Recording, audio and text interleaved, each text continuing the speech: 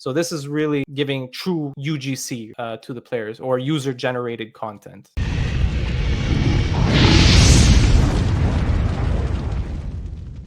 Everybody, and welcome back to another episode of Boss Battle. This is episode 74. Ramen, why do you have this mask on your face? Throwing me off already, bro. What's going on, everybody? I see some chats here. Shout outs to the people in the chat. What up, Clouds? The CEO of Catalyst. We also have Sam Crow, or is it Sam Crowell? I can't tell. What's up, Sam? I guess it is just a crow. There's a picture of a crow here, I think. I think that's a crow anyways. Also, Cloud says, good luck to Code Zero. Nice. Shout outs to Clouds in the chat there. I'm going to share something real quick. 10 months type shit. I guess that's a 10-month resub on my part. Maybe the longest tenured sub on the Catalyst account. I don't know. Maybe. Could be. We also have Old Guard here in the chat saying, yo. Shout out to you, Old Guard. Is that the Colossal Titan from Attack on Titan? I think it is. Nice. Fucks with Attack on Titan. But anyways, want to introduce my co-host here, Ramen. How are you doing? I'm doing great. Episode 74. Ready to kick it off. Little Code Zero. Let's do this thing. Hell yeah. And we also have our guest here from the project itself. Johnny, how you doing? Yeah, how's it going, guys? It's going great. It's going great. I mean, markets are down right now, but whatever. We're still here. We're kicking. We'll come back up. Oh, yeah, Bitcoin. I don't know what the hell happened to Bitcoin today, but yeah, huge dump. I don't know what happened there. Yeah, it was pretty rough, but it looks like, just to talk about it real fast, looks like it bounced off of a level, so we might be on our way back up. It did dip behind 100,000, which I'm sure a lot of people were like, what the hell's going on? But luckily, It looks like it's over. But anyways, let's go over the rules of this show. If you guys are new to the show, here are the rules. It's have an A85 average across all the bosses, 1, 2, and 3. Towards the end of each round, you'll be voting on Twitch, A, B, C, or D to let us know how the guest is doing. And there will be a cooldown period called the Surfing Voltage round. And at that time, we're going to give you questions, rapid fire questions that don't have anything to do with bosses. But, it's just something to get to know you better, just some quick rapid fire stuff. But anyways, Johnny, are you ready to play some boss battle? Yeah, let's do it. All right.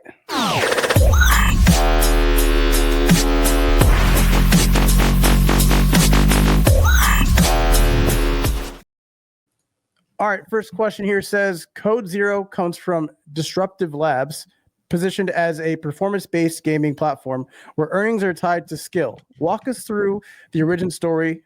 What made you guys decide to build a third-person shooter game around crypto staking mechanics? Yeah, so obviously the battle royale scene right now is pretty saturated. So there's a lot of battle royale games out there. PUBG and Fortnite, those are two of kind of the huge games out there. Obviously, they're not crypto games, they're not Web3 games. But after we were looking at the market and looking at all the Web3 games that were out there right now. And a lot of them, like I would say roughly 90% of them had really low gameplay quality. And they were really focusing more on the earning mechanics rather than the actual gameplay quality. And that really turned off basically, all of the Web 2 gamers essentially. So, I figured let's try to, make a platform where we enhance the gameplay quality and make Web 3 kind of an optional component. So you don't really make it mandatory like a lot of these Web3 games do. So kind of make it an optional component to the game. And so that'll basically make onboarding really easy. So onboarding is another huge issue with Web3 games. So onboarding, basically people who don't know anything about crypto, they come in, and with Web3 games, they get really confused. So basically the point of this platform is a platform that solves all of these problems. So we enhance gameplay quality, make onboarding really easy for users. And the other major issue, of course, is cheating. So there's a lot of cheating in games. And typically, how is cheating handled in mainstream games? Players usually just get banned, right? That's how it works. But what do these users do eventually is that they create a new account. So that's not like you're not really helping the system here. They're just, there's no real repercussions to cheating. So Code Zero tries to basically handle these cases, and of course I can go more into the details of how we do that. But yeah, that's kind of what we're doing. So back to the battle royale, we're trying to incorporate a cyberpunk theme to do something a little bit more mature, let's say. Something similar to Off the Grid. So Off the Grid is a major kind of title out there, but we're trying to do something a little bit different than what they are. Obviously, they're more into the traditional battle royale. We're doing something a little bit different in terms of the earning mechanics and some of the gameplay mechanics as well. I'm kind of interested into what they do. Oh, sorry. No, I was just gonna say I love the first thing that came out of your mouth was like, most of the stuff that's out there isn't gameplay focused, and you're right. Like it isn't. The big selling point about these games so far, like the narrative has just been, price go up, game is good, and that's just not true. Like it's just not reality. So I just wanted to say, like, I appreciate that you said that. Go ahead, Raman. Sorry. No, I like the fact that he said they like to go a little bit further, a little bit more granular on the cheating. And for me, like I'll always hate them because it sucks playing, being an honest player these days. But if you look at any FPS, TPS, battle royale, he's right. People just create new accounts, whatever. So I'm curious, maybe he's using something like AnyBrain or some other type of service to help catch these cheaters. Like, what are you guys doing? And like, what are you doxing them and putting out their home address? Like, what's happening? You said what? You said what's the next step? I'm like, well, don't leave the cliffhanger. Like, tell us what you're doing. Yeah, for sure. So let me go into the details of that. So the way the game works is, so I'll explain the crypto part of it. So what there's this part that's called what we'll call skill to earn. So what is that mechanism? So the way it works is that you stake into a pool before a match starts. So let's say there's a pool in a match, and you stake, let's say 10 polygon, 20 polygon, whatever you want, right? And then at the end of the match, this pool is divided to all players based on performance. So there's basically metrics that are scores that are calculated for each player based on things like, for example, their KDD ratio, damage dealt, damage taken, shooting accuracy, and even the quality of the opponents that they're beating. So if they beat high quality opponents, that's also taken into consideration into the score. So there's a score that's calculated for each player, and then the pool is split to each player based on their performance. Now, how is the cheating handled in that? So the thing is, they're staking into this pool before the match starts, right? So the thing is that after the match is finished, we use basically some machine learning algorithms to detect cheaters. And if we detect a cheater, their stake is revoked. So in other words, there's financial repercussions to cheating. And that's a huge thing, right? Because in other words, there's an actual repercussion to cheating. Whereas in the other cases with typical Web 2 games, they just cheat, they create new accounts, that's it. But here, if you cheat, your crypto gets taken away. And then the best part is that this crypto that's taken away is given to all the other players who didn't cheat. So it's distributed to all the non-cheaters. So in other words, it's basically kind of like a Robin Hood setting. You steal from the rich, give to the poor. Well, no, it's not really analogous to that, but that's how it works. In other words, there's a financial repercussion to cheating, and so this will significantly deter cheaters in the Web 3 space. Right. And of course, it's probably, not foolproof, right? Because I'm sure people are going to be like, oh, is it 100%? I'm sure some stuff things. But for most of the people that hear that, though, it sort of actually removes the incentive for them to even want to try to attempt, because it just equates to loss of time. And that's it. To all the cheaters out there watching the show, I really want you to come try this game out with me. That would be awesome. Grab your cheating friends and let's play a game so I can win by default. So yeah. Oh, that might be a PSYOP strategy. Go to people that you know are known cheaters, but don't tell them that you know, and invite them to come play this game and have them stake. Yeah. All right, I like it. Okay. And of course, the machine learning algorithms, of course, they can have false positives at times, right?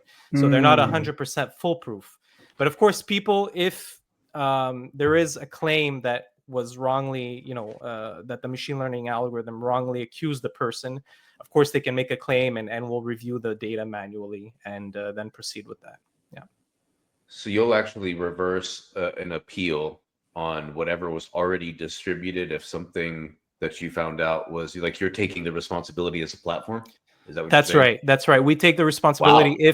if the machine learning algorithm, because the machine learning algorithm is on us, right? We're the ones who are basically training and Sure. developing it. So it's on us if something goes wrong. Yeah.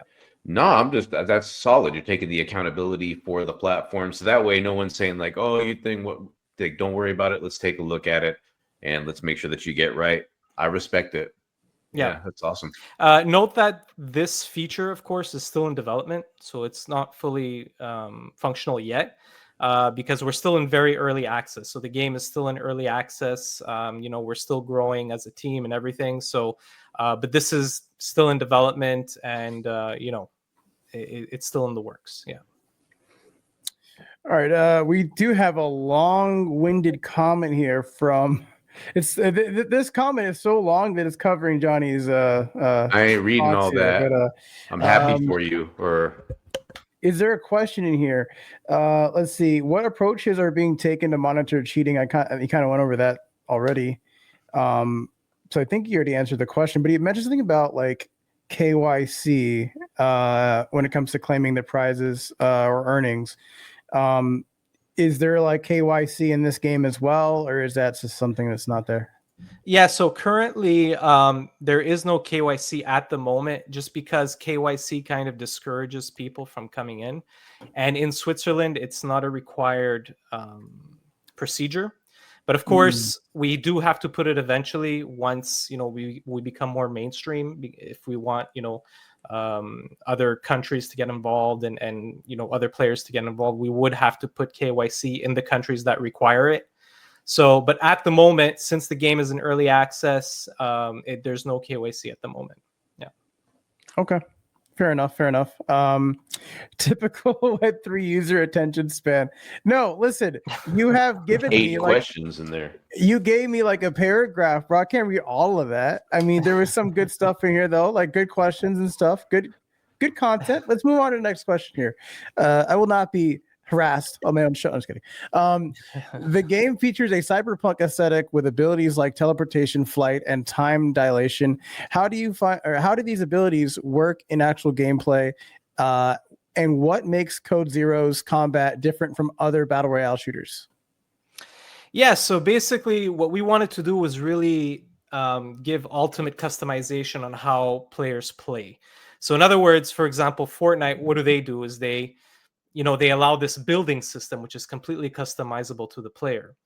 But in our game, we basically allow the player to go and route in any direction they want. They can even fly. They can do many, many different things. Teleportation, time dilation, which is an effect that where basically the time is halved for other players when they're around you within a certain radius. So there's a lot of different kind of items and mechanics that you can use in the game that aren't really available in other other shooters that I've seen. So we're really trying to innovate in terms of the gameplay and also the items that are used. But of course, there's other innovative features. So the gameplay is one, but I can even I would like to talk about also the NFT creation tool that we have. I don't know if you guys are going to get to that at some point, but this is a really cool feature that we plan on adding as well. This is also in development. So this is a feature where we allow players to import their own weapon meshes. So for example, you can create your own weapon mesh with any tool you want. You can even buy it or whatever you want. And then you import it into the game. And in the game, there's a standalone tool for that. And then in the game, you can set all of the attributes you want for this weapon. So for example, the VFX, the SFX, the bullet speed, the damage, all these things that you can set. And then you sell it in the marketplace. So, and you can also mint as many as you want. So if you want to make it super rare, you only do like 5. If you want many players to own it, you mint 1,000. But really here, this is really giving the user really true customization, because they can design whatever the weapon they want on any tool they want and import into the game and sell it to players. So this is really giving true UGC to the players, or user generated content. Yes. Right. No, I like that. I think UGC is a real missed opportunity, and what I mean by that is like not enough devs want to like put that in their games. Like you think about like you're trying to make an economy or ecosystem, that's really like kind of crucial in my opinion if you want that. And also you want your community who wants to do things in your game, and if you have this like layer of like, okay, make the game your own type shit, I think that's a huge draw in. So I do think that's, you know, something to be said for sure. Right. Now there is other features that we're also adding. I can get into them, of what's going to basically differentiate us compared to other shooters out there. So there's one really interesting feature that we'll be adding. This is an AI ally tool, or ally, I should say, an AI ally tool. And the way it works is that you basically scavenge robot parts all around the map. And each part, so for example, there'll be a legs, the arms, the core, and the head. And then you can basically build your own robot.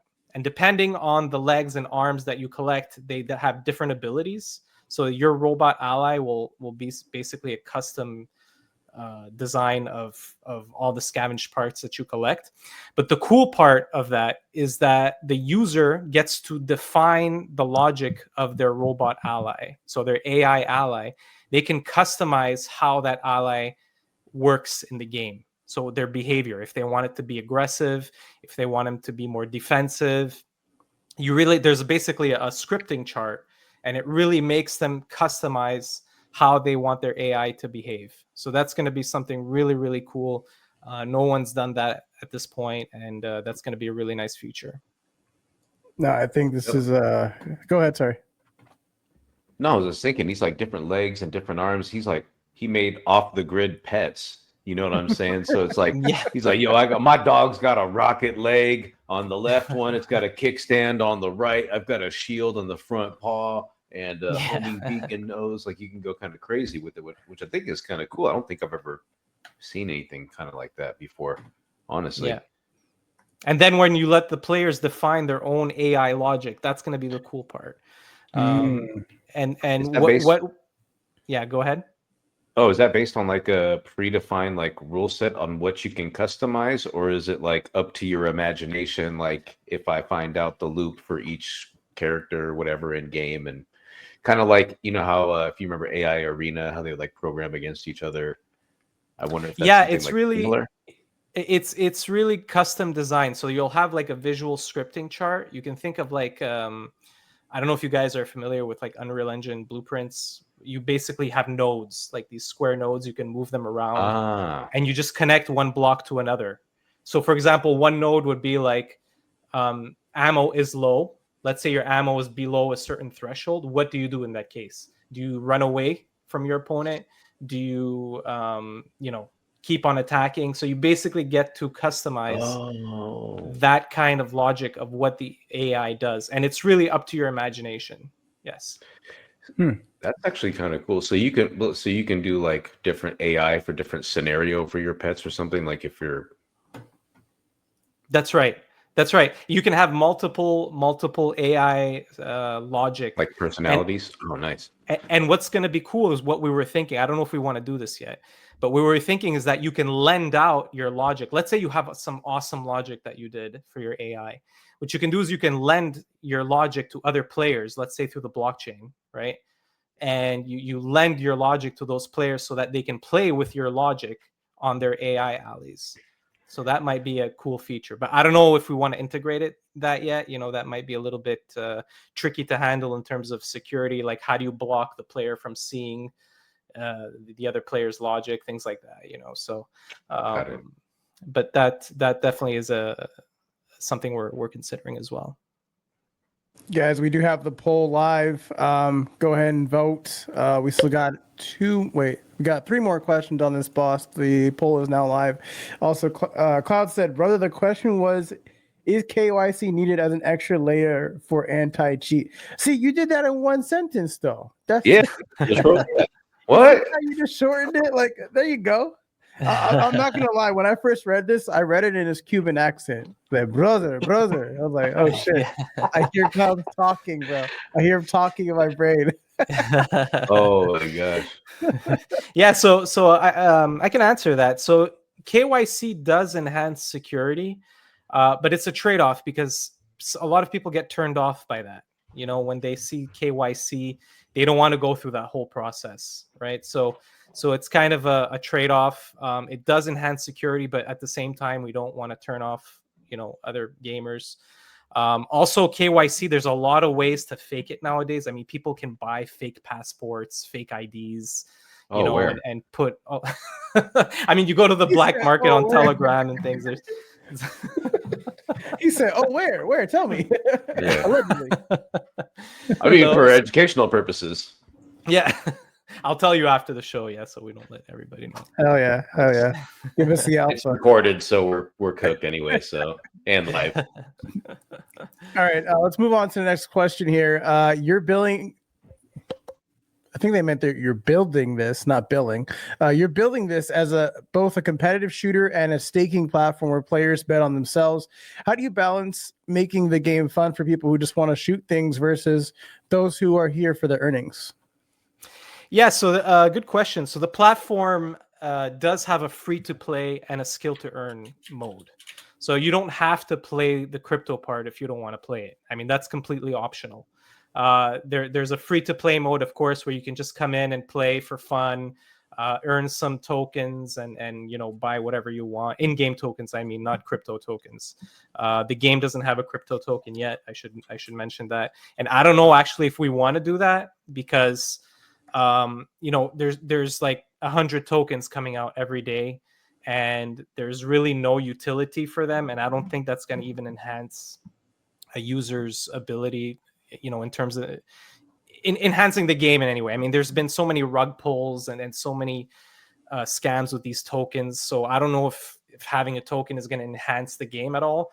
Of course, I was thinking of using it in conjunction with the anti-cheat system, like basically giving people voting rights on cheaters.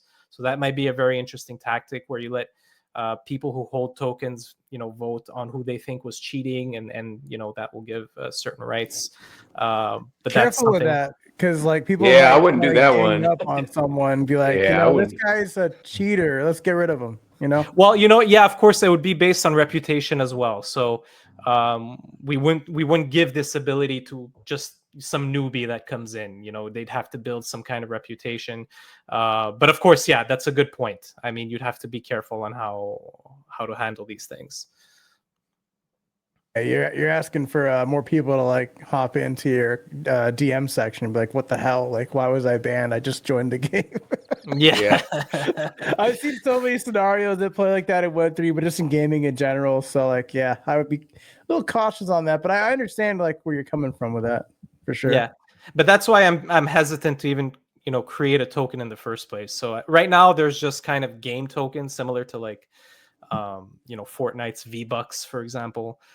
So just kind of regular game tokens that you can earn, doing different tasks. But yeah, like I said, there's a free to play mode, so you don't have to get involved with the crypto at all if you don't want to. Yeah. Gotcha. Let's move on to the next question here. It says the website mentions fair staking tournaments and custom modes where players create their own betting conditions. Walk us through what a typical staking tournament looks like. Who puts up the money? How are the winners determined? What are the payouts? Stuff like that. Yeah, so the game has this mode that's called Custom Protocol. And the way it works is that, and players can create these, by the way. So it's not just us. I mean, anybody can create their own matches. And they basically can state their minimum and maximum stakes for each match. So for example, they can put their minimum to be 1 polygon and their maximum to be 100. So in other words, that's the range of stake that players can stake in these matches. They can't stake outside of those ranges.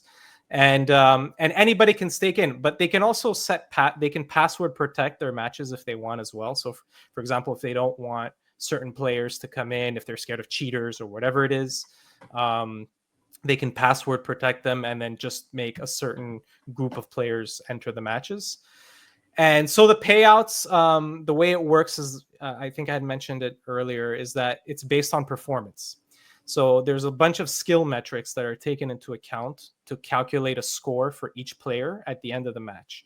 So like I said, there's the kill to death ratio, the damage dealt, damage taken, shooting accuracy, also the quality of opponent that you are eliminating.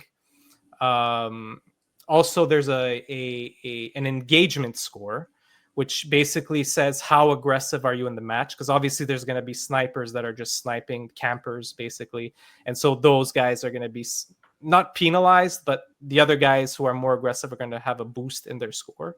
So basically all of these metrics are taken into account, and there's a score that's calculated for each player, and then basically that pool, the staking match pool, is split to all the players. So it's not just given to the first place player, it's given to everybody. So everybody gets a piece of the pie in the end. It's not just first place. Like, for example, if you think about poker, it's always first place who wins, right? So it's not really fair. It's just the top guy who takes the whole pot. In this case, it's performance based. Everybody gets a piece of the pie, and it's based on how you played. And I should mention as well, it's not just based on how you played, but it's also based on how much you staked. So if you stake a lot, it means you're risking more, right? So if you're risking more, it means you should have a bigger piece of the pie if you have a good score, right? So that's also taken into account. If you stake very little and you have a huge score, well, you're not going to get a lot because you didn't risk a lot, right? So that's also taken into account. So what are we staking then? Are we staking ETH? Are we staking in-game currency? What's being staked? Yeah, so currently the game has two modes. Two tokens you can stake. One is Polygon, and the other one is Ethereum. Okay. Of course, Ethereum is not used at all because of the staking fees. It doesn't really make sense to, not the staking fees, the gas fees. Right. They're just way too high. I mean, it doesn't make sense to use ETH, so that's why everybody uses Polygon. Eventually, if we make our own game token, then we might consider using our game token instead, but I think just using one of the big tokens that are out there, it's just easier for everyone at this point. And Polygon's gas fees are so low, it's like in the millicents, so it just makes sense to use something like Polygon. Fair enough. Yeah. We're down to our last question here on the first boss, and it says Code Zero launched on Epic Game Store as a free early access game. What's the current state of the game, and what works now versus what's being built? Yeah, so currently it's still in early access, and let's say it's in a alpha stage. So it's basically in an alpha, but the game is functional. I mean, it's playable. You can play it. But of course, there's more features that we have to finalize. For example, that AI Alley tool I talked about earlier with the player-driven logic, the NFT creator tool, and the anti-cheat. Those are like the three core features that are currently in development and are going to be finalized within the coming months. Yeah. Gotcha. That's going to do it for the first boss. We're going to go to our special announcement. I think the link is working today. We got a link here today. So it's Ramen's favorite time.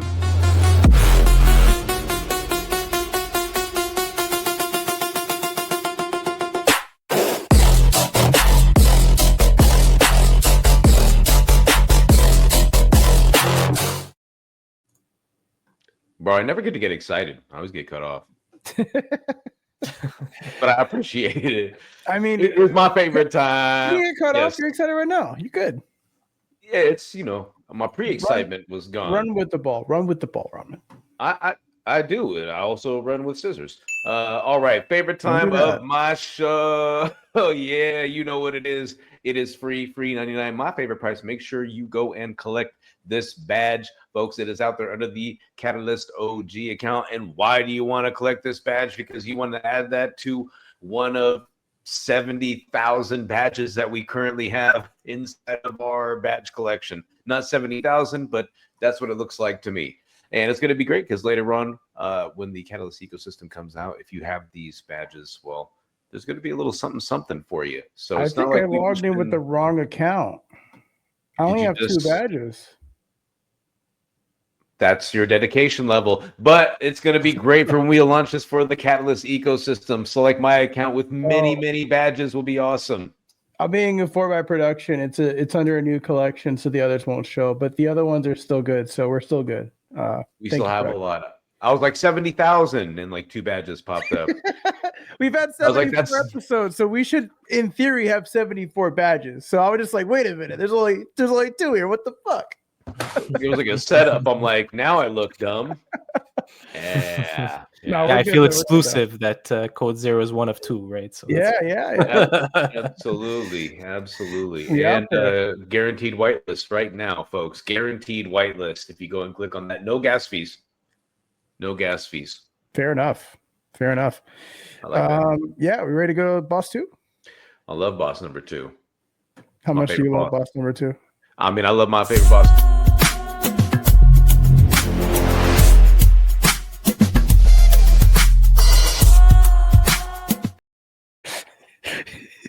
You can give me back on the last one if you want. Honestly, folks, you know what it is? I was just the DEI hire because I'm a box of noodles. They needed a box of noodles to help co-host the show, and I happen to fit the profile, and he just treats me like this. Bro, Robin, someone commented on the X post, and they said, why does he have a box on his head? Talking about you. Yes, and I said, he's Ramen Cash. That's why.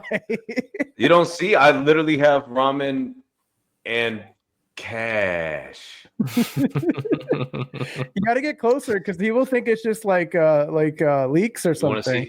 You want to see the egg? Egg.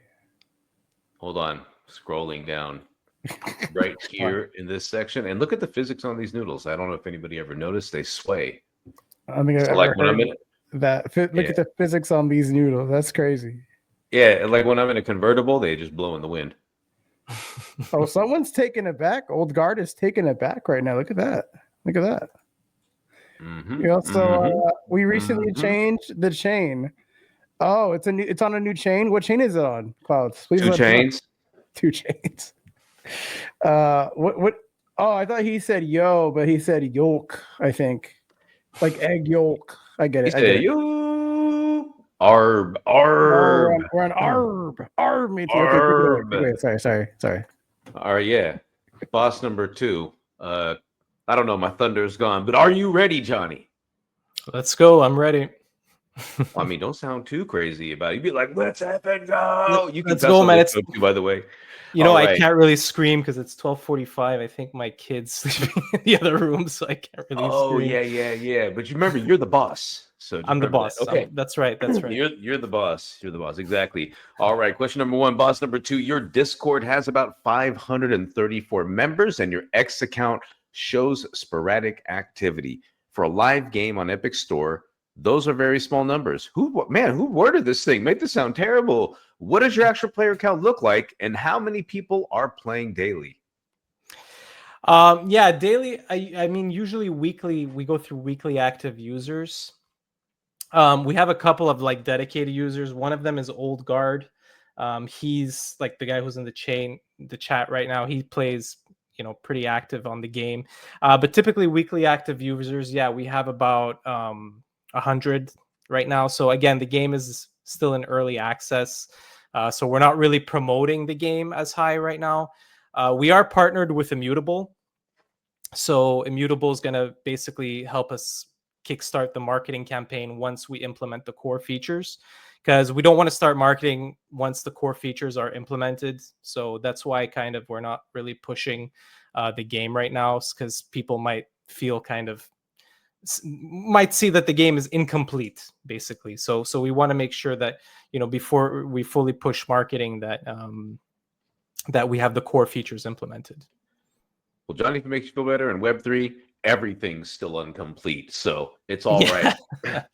It's pretty much 99.999%. That's cool though. Mutables. So will I be able to, hypothetically speaking, air quotes, be able to see you in the thing to get gems and quest? You said for Immutable, is that what you're talking about? Like in that campaign sense? Yeah, eventually, yeah. Like once the marketing campaign starts. So there is a deadline. I think it's in end of January, where basically we have to start marketing and promoting, and they'll start kind of leveraging Code Zero. So, but of course, we haven't done any marketing. So these social media numbers that you see, this is basically with zero marketing. So this is really, and of course, no social influencers or anything like that. So we're just kind of waiting for the right time to start marketing to everybody. Yeah. Oh yeah, don't pay for those influencers. They're expensive. Yeah. Fools. No, that's cool. Uh-oh, are you about to play a video? Let's go. See, I muted it, I paused it, and when I hit play, it muted again. That's why I hate X. It's like it doesn't stay muted, it doesn't listen to you. It's just like, I'm gonna do whatever I want. Okay, all right, X. I tried.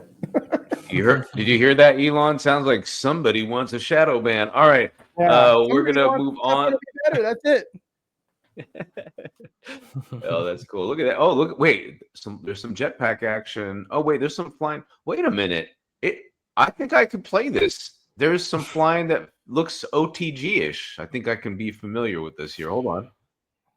I think it's a little more dynamic than OTG. OTG is basically, I think you don't have as much freedom in terms of the flying.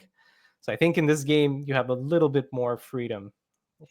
Shots fired. Okay. You heard that? OTG, AVAX, Gunzilla. Let's go. Let's get it going. No, I mean, not to criticize them, of course, but yeah, they're I mean, they're a $7 million, venture capital team over there, right? So. Oh, he said you only made it because he had $7 million. Dang. 70 million. 70. Oh, even worse. He says you needed the handicap too. There is one video he has where it's like Web3 games suck. That's why I made my own. Yeah. I like that. It's pretty entertaining. No way. Hey, send me that. Yeah, I gotta see that. That's actually pretty awesome. Yeah. For 70 million, I expect, what is that, like 7 Pal Worlds or whatever? All right. Yeah, I mean, those guys got like 200 developers, in their team. So I mean, it's a different ball game. I mean, when you have 70 million bucks, you can do anything you want, right? But at this point, we're still, again, growing. We're still in the early access. And of course, our goal is not to compete with anybody. So I'm not even looking at the competition. I kind of follow the Jeff Bezos analogy, which is be obsessed with your customers, not your competitors. So I'm really kind of focused on what my customers want, That's actually, he said obsessing over the customer experience from product to delivery or whatever it is. Yeah, I think that's why Amazon's so good. They don't even want to deal with me when it's a $7 item. They're like, don't even return it. We'll just give you credit. Just get out of here, you peasant. Right. I'm like, all right, I'm happy.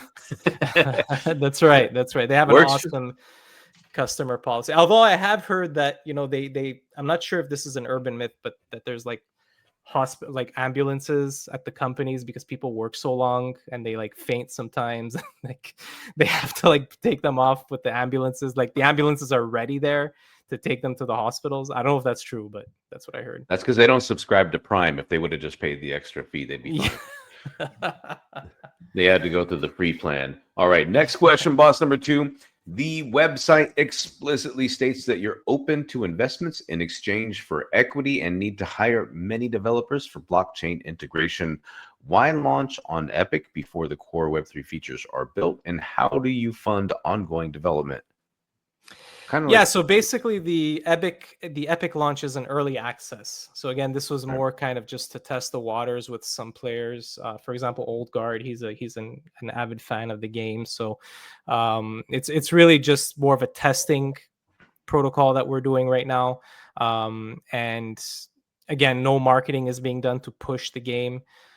So it's just more to just test the waters with some players and see how they react to some of the features that are in the game right now. And what was the other question? How do we intend to fund? Yeah. So Immutable, basically, they're going to be part of this funding campaign with us. Arbitrum is another one. So Arbitrum, they're also on board, and they just want to see basically some milestones be met before they start funding our project. But yeah, we do have contracts in place with these guys, and some granting contracts, also with some VCs as well. So slowly things are starting to build up, and of course, once the core features are implemented, that's where we're gonna really be pushing on marketing really hard. Oh, that's good. You got a couple things lined up. So that's That's actually right. really cool. I like that. Nice, nice. Yeah, we All got a right, we're plan. gonna. You hear that, folks? He's got a plan. Let's go. Everybody likes somebody with a plan. Right? If you don't plan, what is it? If you plan to fail, you fail to plan. Right? Yeah. I like it. All right, next question, boss number 2. The KZ, I don't know if that's a KZ0 token, was supposed to launch via IDO when approved by a launchpad, but there's been no update on that. How long have you been waiting for launchpad approval, and what's the holdup on the actual token launch? I think you kind of got into that earlier. Yeah, so basically we decided to wait on that at the moment for the token launch because we're really focusing on game mechanics right now. The token launch, again, is something that we plan to be like a complementary to the game and not be like the focus. So typically the way Web3 games work is that they launch their token first with no game, right? This is the traditional Web3 way of doing it, is they launch a token, they get their funding, and then they start developing. And then what happens is probably 50% or more, the money goes away because, these CEOs are like going to, these expensive trips and everything. And then they can't pay for developers anymore, and the project never gets finished, and then everything goes down to zero, right? So we don't want to do that. We're really focusing first on gameplay. We want to get some Web 2 gamers on board, and then slowly start the onboarding, and then introduce the token eventually. So but like I said, we do have these other investors who are involved, so we're not really pressed on the tokens yet, because of course the tokens release is more for investment purposes. But if we have Immutable and Arbitrum at the moment, we're not really forced to go with the token launch immediately. Yeah, That's good. Well, how much do like with Immutable and ARB, how much do they usually take in equity or tokens like when you launch? yeah, so they take royalties on the NFT sales. So they set a 3% royalty for each NFT sale, and also they wanted a 7% equity on all profit. So that's their deal.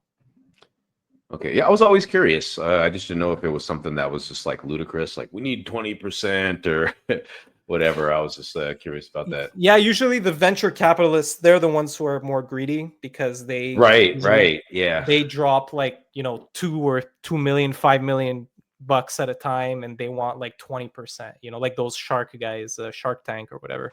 But typically Shark with Tanks. yeah, but typically with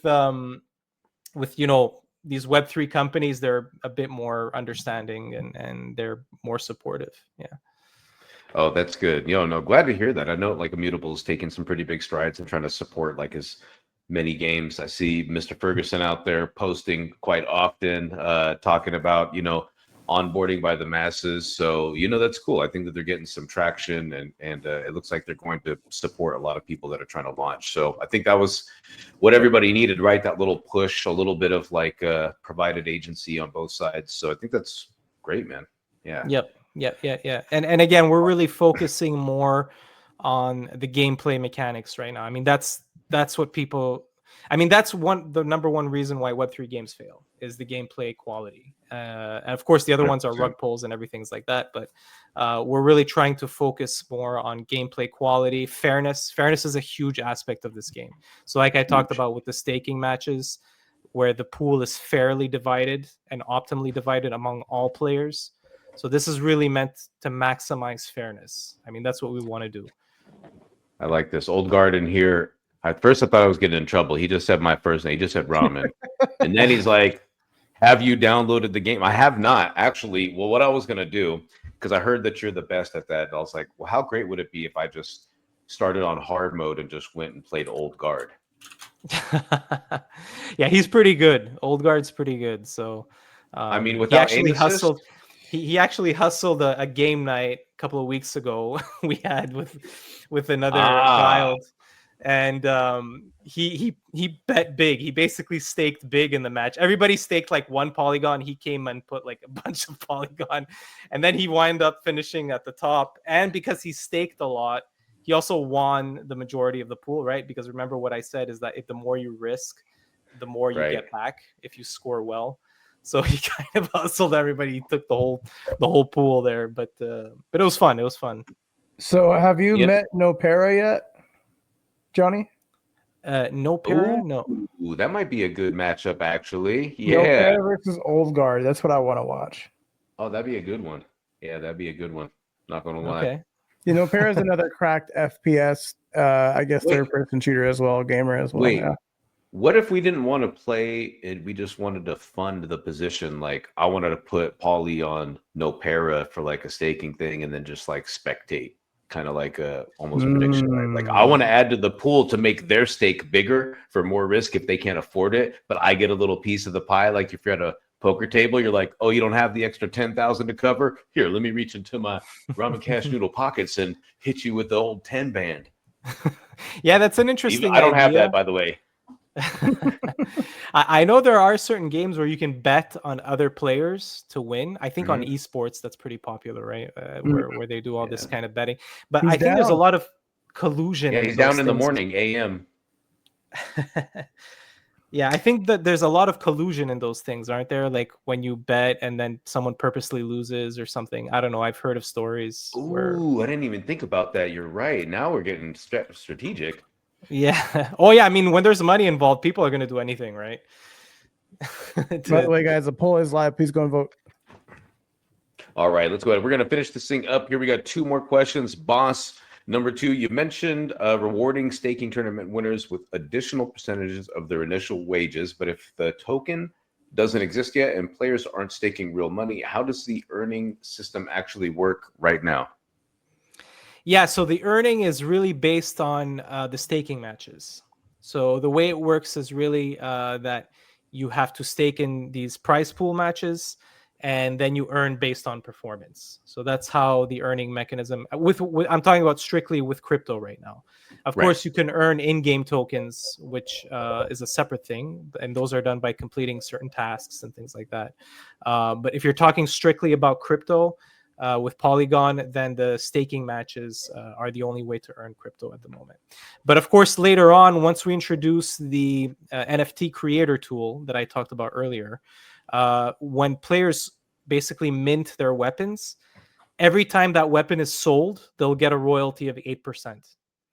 So every time that weapon is sold to a player and it's resold, they get an 8% royalty for every sale and resale. Nice. That's gonna be interesting. I have to get good again with Meshy AI and scenario, and maybe I can get some assistance to help make something that doesn't require me to actually be smart. I think that'll be awesome. Oh, Ramen, I got like 80K worth of like open art.ai that I'm probably not going to touch because I'm using Sora now. If you ever need to tap into that, just hit me up. Oh, you know what? I might need to tap that in. Because we got VO on there. There's Sora as well, but like I don't know why they would charge for Sora if it's free on the. I mean, it's not free. You gotta have a subscription, but you know, it's like they charge a la carte on that website because they're just like offloading the work onto their website, so they just make a fee or make a profit that way. And now that Sora is like so good, I'm like, I don't need this anymore. and they charged me today, and I was not ready for that. I was like, oh, okay, cool. So forgot to cancel it. I have a lot of credits. Just hit me up. All right, got you. Good to know. Lots of credits. Remember to cancel, folks. Always remember to cancel for real. Remember to they cancel. Won't remember that you forgot. Or they won't. You know what? I forgot.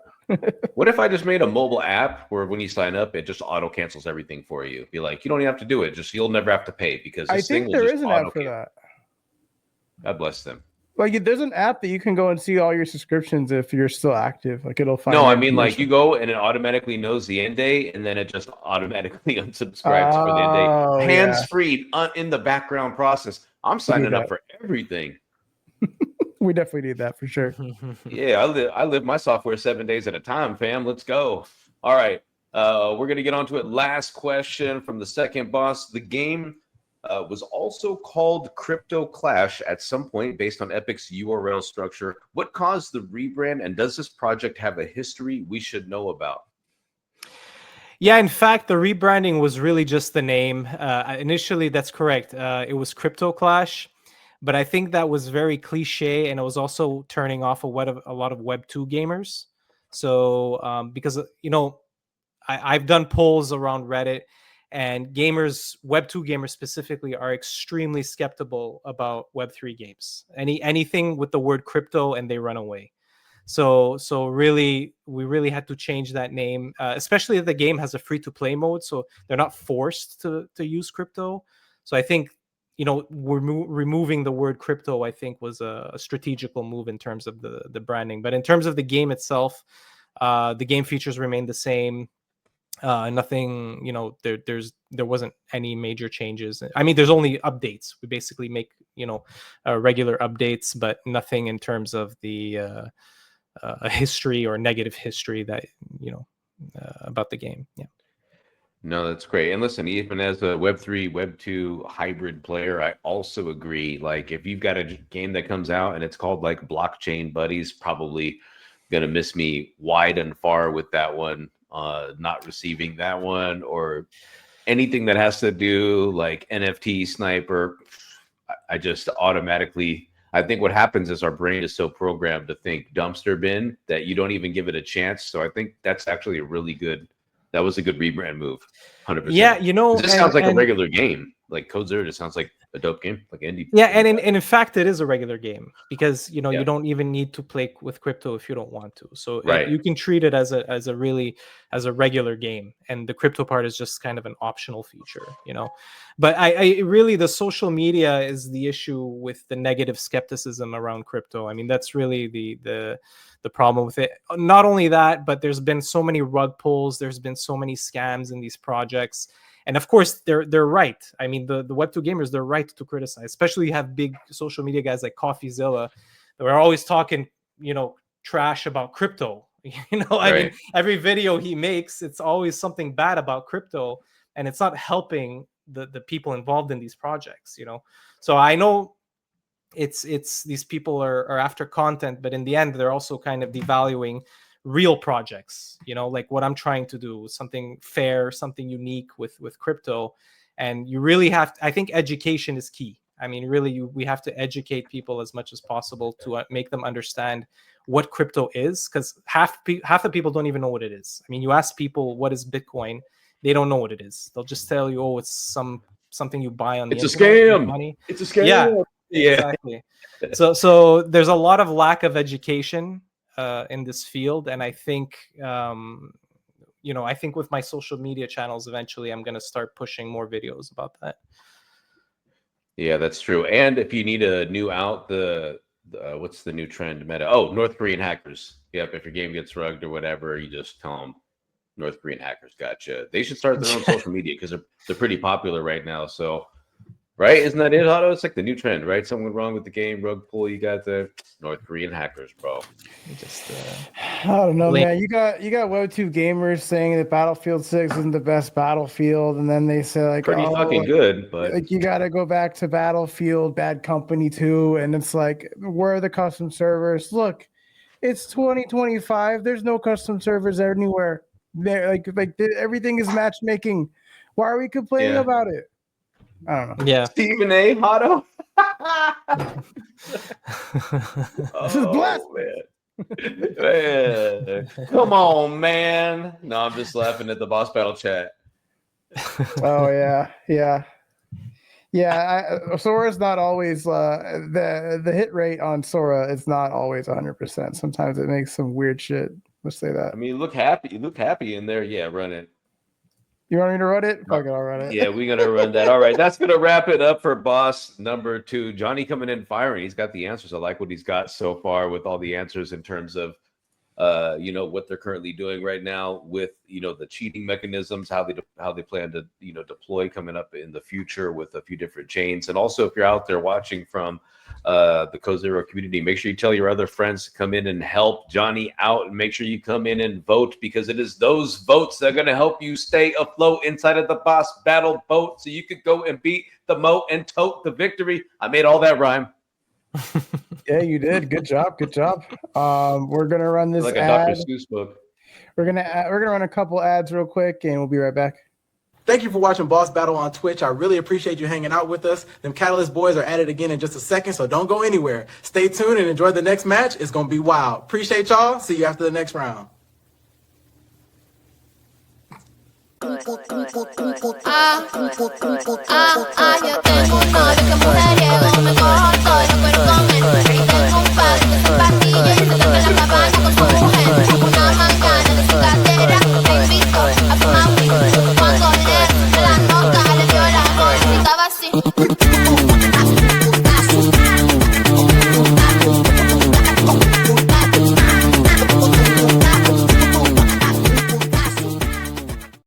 You know what else is inevitable with 3K? Bro, I was not ready for this pause that my AI self did. It just like paused and just, I didn't watch it that far. I was like, is he going to say anything else? Then he goes, it was perfect. It went right into the thing. It's like when I get cut off before, my thing. You're going to say something, it goes right into the old video there, friends. Also, what the hell was above my head? There was some floating black thing that fell off of the fan. Your hairline. Nah, bro, the hairline's cooked, bro. It's cooked. It's cooked. All right, let's go to our next segment, the Slurpee Voltage Round. It's time for the Slurpee Voltage Round, sponsored by Slurpee Voltage. Feel the energy.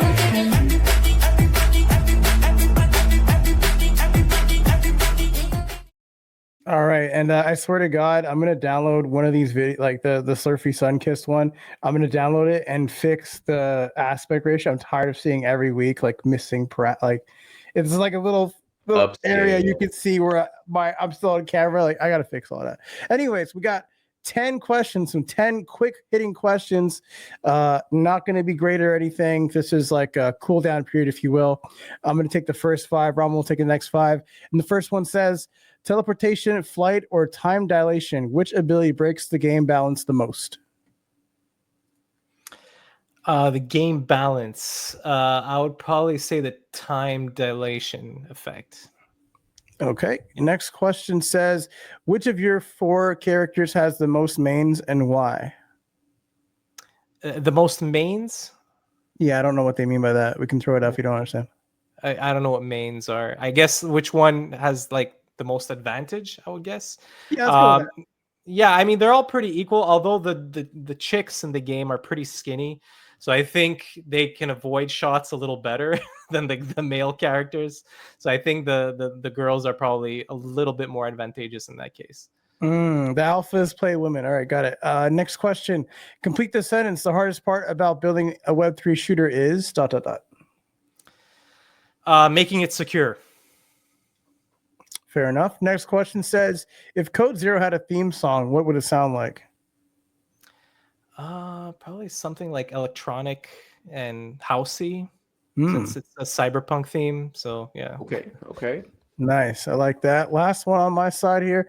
What's the most ridiculous kill you've personally gotten using the ability system? There's one ability called the Cyber Punch, where basically you activate it while you're in the air, and then when you land, it makes this huge damage on the ground.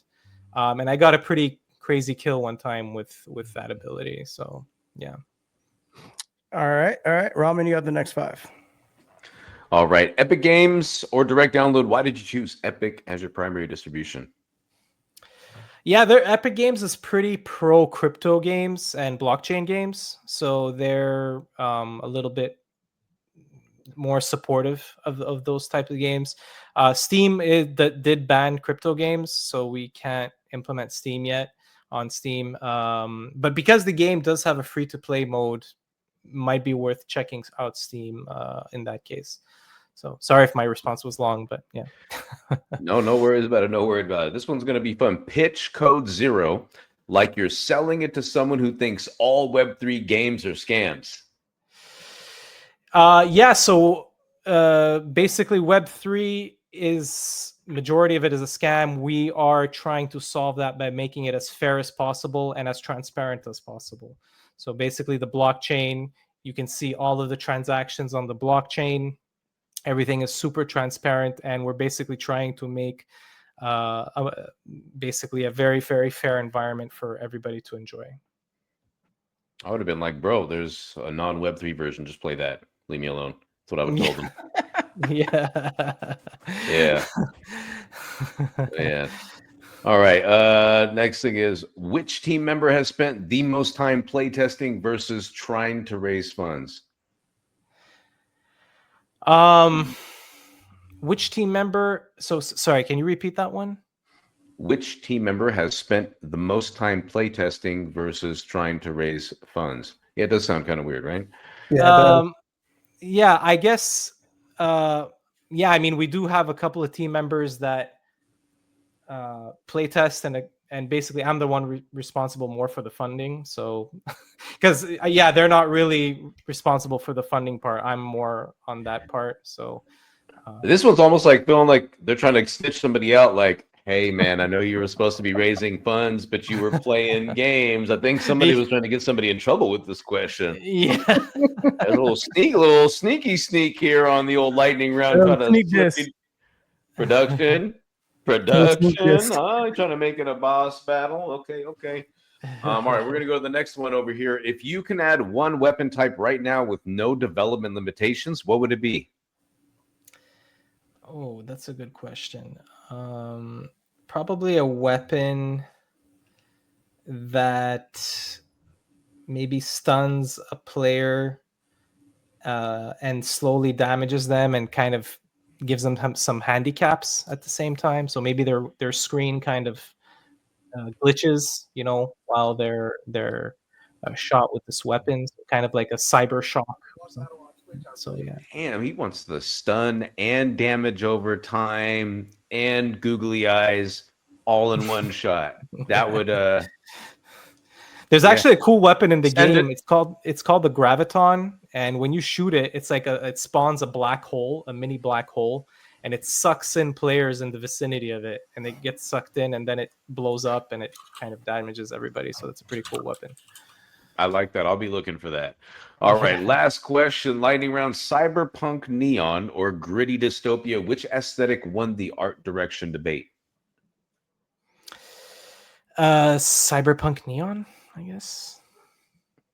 Is that your final answer? Yeah, I guess. Yeah. All right. I don't know. You didn't sound, you were like unsure, like cyberpunk neon, maybe. Yeah. All right, that's gonna wrap it up. Yeah. Yeah, that's it.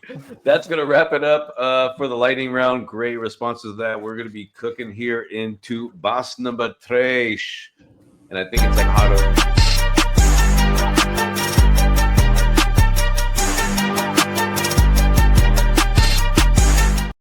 Okay, that time I thought you were done talking, and then you Touché, sir.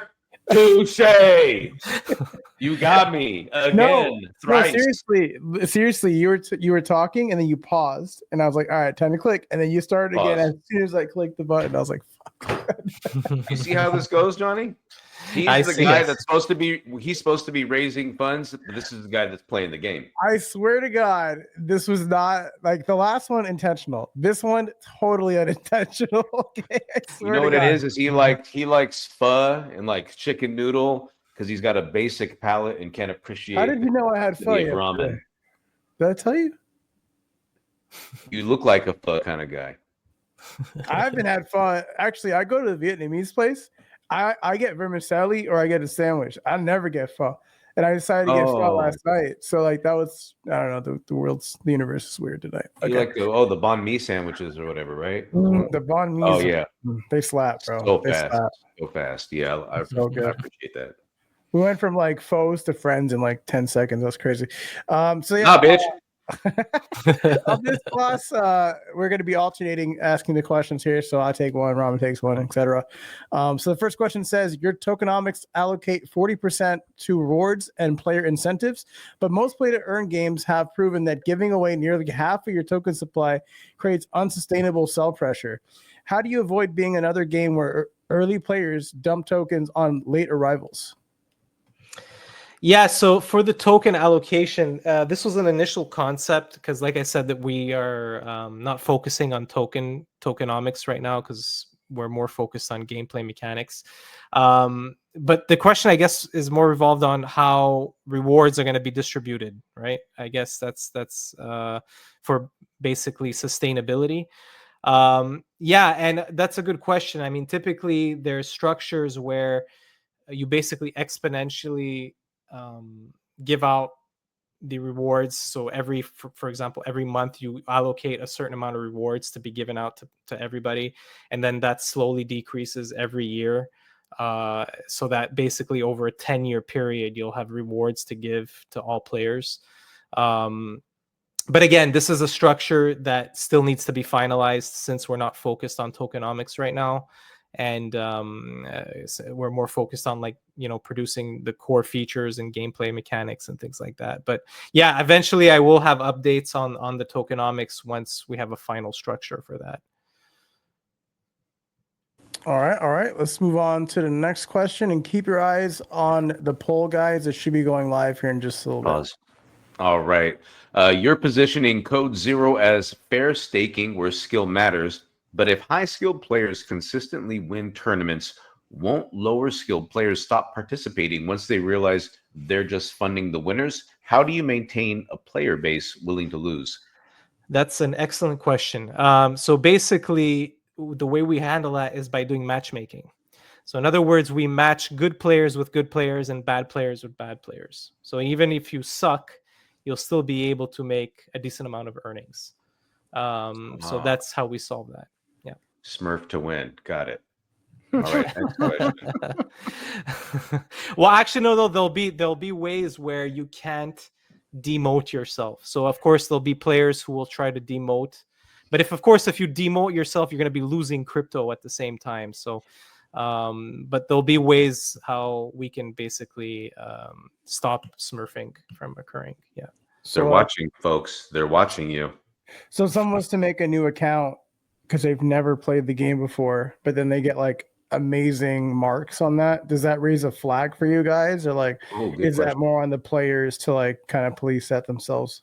Yeah, exactly. That's a good point. So if they create a new account and they obliterate everyone immediately, what's going to happen is that the algorithm is going to push them really high into the ranks.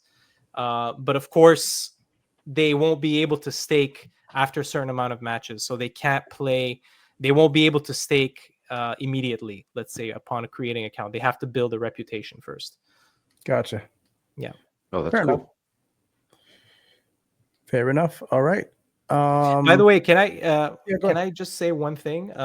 So the staking matches actually resemble gambling, right? You can say, well, listen, I'm betting my money, and in the end, this is basically gambling, right? But the thing is, it's not actually gambling in the traditional sense because this is a skill-based game. So in other words, in gambling games, the outcome is based on random chance. When you play the slots, for example, or even card games, the outcome is always based on random chance, like at casinos. But here in this game, it's based on your skill level. So if it's up to you basically on how much you earn, it's not based on random chance. So in fact, we got informed with lawyers about this, and we don't even need a gambling license because of that. So we get out of the gambling scenario due to the skill-based mechanism in the game. Ramen, your eyes keep disappearing today. What's going on? I'm glad they're here. I just saw a smiley face for there it is again. Dang. Wait, what do you mean? Your eyes. Hold on. He doesn't really blink. Wait, let me check eyes. That one's good. That one's good. Yeah, that worked. What do you mean? Oh, so if you're asleep, just close your eyes real quick. Oh, now he's frozen. There you go. See, yeah. So if your eyes are closed, then I can't see them anymore. I know that. That's because No, they're closed. I didn't know that. Well, you should still see a line. Like when my eyes close, they don't disappear, right? Like that's what I'm saying. Like, Bro, it's a cartoon character. Like, how fucking realistic do you I'm want just this? I saying, literally, now I know I have that when your chopsticks eyes for are eyebrows. closed, yeah. When your eyes are closed, that means your eyes are gone. That's all I know. I didn't know that. I was like, dude, I my thought it was nose is just some literally bug. a bowl of ramen. Like, Bro, you literally. you got to play some of this game. You get that aggression now. Take it out on these players that are trying to steal your crypto, bro. They're all cheaters. I hope they come play me so I win by default and take all their money. Whose turn is it? My turn or your turn to ask question? It's my turn. Okay. You're competing against established free-to-play shooters like Fortnite, Apex, well, not really, I guess, but hold on, and Warzone that have billion-dollar budgets and millions of players, even removing crypto. What makes Code Zero's gameplay compelling enough to pull players away from those established ecosystems?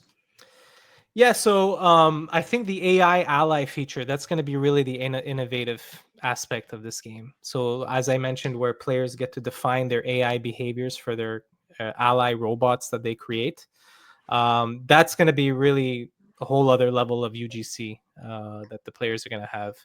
And of course, my goal is not to take away players. Again, I don't want to compete with other people, with other companies. That's really not my goal. I really want to do something really innovative and listen to what the players want. I mean, that's really what I want to do. I don't look at what what the other establishments are doing.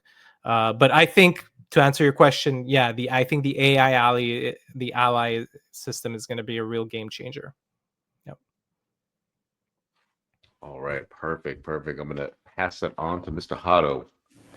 Yes, and this is going to be the last question of today's show. So if you're out there still not decided on your vote, by the way, the poll is like more than halfway gone. So you don't got that much time left.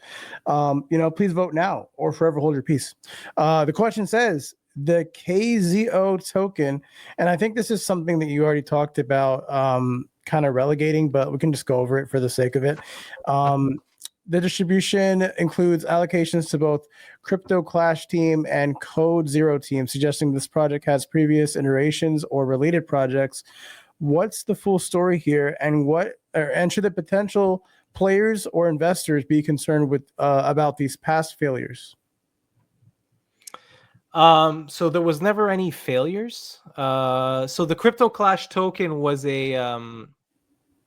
basically a concept that we had developed. We never really had launched the token, so there was never an official launch. We were just basically giving it out as airdrops. So there was never an official launch of the token. So that's when the KZO token, that's going to be the official launch, since we're now partnered with Immutable and Arbitrum. That's going to be kind of the official launch. And again, that's going to be later once we have a structured kind of tokenomics system.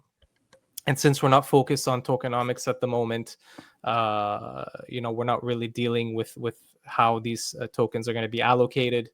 But once it's done, we'll have a kind of a formal white paper and distribution chart and everything like that to see. But of course, the Crypto Clash token was more of a concept. It wasn't anything official. We weren't trying to raise funds or anything like that. It was just kind of testing the waters to see how these token smart contracts are created on the blockchain and give them away as airdrops, as game tokens and things like that. So it wasn't really a failed launch. I wouldn't put it in those words. Yeah. Okay. We do have a little bit of time here on the poll. If you want to kind of let everybody know what's going on in the pipeline, something you want to announce in the coming days, or any alpha you want to drop, or just why you deserve an A, you have the floor now for probably about a minute or two. Yeah, no, I think the game is still in development. Like I said, there's going to be big things coming up with Immutable. And currently, once we do have the funding, we'll be able to hire a team and really blow the core features. So as I said, the core features are going to be this AI ally player-driven tool where you get to define your own AI behaviors. So that's going to be a huge component that's really going to separate us from the current battle royale market. Then, of course, the NFT creator tool. So that's also going to be something quite different. I haven't seen any games where players can import their own weapons and basically sell them. Like, this is something also that might disrupt the basically Web3 market. And of course, these are all things that are in development. And so I just, recommend, I do admit we don't post on our socials often enough. And I think that's something we have to focus on more, because, everybody's on social media these days. So, but we will start posting more often and post regular updates on what we're doing. Awesome. And I do want to ask a quick follow-up to what you said about like the features in the game and stuff like that. Talking about like UGC and stuff. Are you guys going to implement any sort of like seasonal, what's the word, Ramen, where it's like a game that's always like putting out content in seasons? There's a word for it. I'm just blanking right now. Like battle passes? Sort of like battle passes, but it's more like I guess you like have a season of content or whatever. Live service, is that what it is? Like, is this game going to be treated more like a live service game where you have like content? Yeah. Is that the kind of approach you guys are going for? I mean, eventually we'll explore that once we have the team formed, and if it's something that is going to benefit us. And also if that's something that the clients want as well, the gamers, if that's important for the gamers, that's something we can definitely incorporate. But currently it's not in the immediate plan to do that right now. Yeah. Gotcha. Alrighty. Well, that is going to conclude boss number 3, and we're going to go over the results portion here in just a second. Let me get this to play. All right. Part of the show. I don't know why I'm shouting. We had a lot of questions, a lot of great responses, but how did Johnny do today against all the bosses? You guys want to know? You guys curious? Anybody? Ramen, would you like to know the answers? I want all the answers. What about you, Johnny? How you feeling? Yeah, would love it. Would love to know. Yeah. All right. We had some challenging questions, which I liked. Yeah. You did answer to the best of your ability. On boss number 1, scored 100 out of 100. Nice. Boss number 3, you scored another 100 out of 100. Fantastic. And I'll spare everybody else the suspense. Boss 2, he also got 100 out of 100. And I'm going to be honest, we have a lot of guests on this show, but he went into detail on building the game and building a picture of the game in your mind. And then when you see it on screen, it looks exactly like he described it. So I want to give some flowers to this guy for winning and defeating all the bosses. Let's go. That's great. Beat all the bosses. Wait, where's the thing at? Wow, you beat all the bosses. Congratulations. I was scrolling. Okay, let me scroll and get there. Yeah, Ramen, tell our winner what they won today. Well, Johnny, just like we had everybody collect those freaking awesome badges earlier for the game, well, we're going to have something that's really special for everyone that also beats all 3 bosses on the show. And similar to like the ones for the community, this is actually going to have some utility not only for you, but also for your game inside of our ecosystem. Details coming soon. So everybody gets a little something. So I'm glad that you won today. And we're going to put that one on the trophy shelf, my friend. That's fantastic. By the way, is that a rare feature to get 100 on all 3? It is. Sometimes, yeah, it is very rare. We've been having a bit more higher rated guests because they're actually giving us game stuff, like gameplay, whatever. And the ones that don't do that, they don't get the hundreds ever. So Nice. if you're actually building a game, you got to show it off a little bit, people. I mean, come on. Fantastic. Let's go. I'll be looking for Old Guard once I download. Oh, you're gonna get shit on, buddy. Oh, did you already try it or? No, but when someone talks about their skill, like when I talk about let's play Smash, the reason why I want to play is because I know I'm going to beat everybody in the room, right? Like that's why I say that game. So like if he's talking about it in chat, like I expect him to be like, accurate. I don't know. I think he's going to be scared because I'm going to be putting up like, 3 polygon. I don't want to scare people off with big bets. Actually, you can create your own match, right? And put like 0.1 polygon as the minimum. Oh, there you go. See? I'm so good they won't even play. You can either diamond hand it or paper hand it, Ramen. What you going to do? You'll pay more in gas than you will collect in fees. It was a setup the whole time. Yeah, that's a good point. Guys, guys, that is going to wrap up today's show. Thank you so much for joining us. If you haven't done so already on Twitch, please give us a follow. Follow wherever you're watching, X, Twitch, YouTube. I think that's all of them.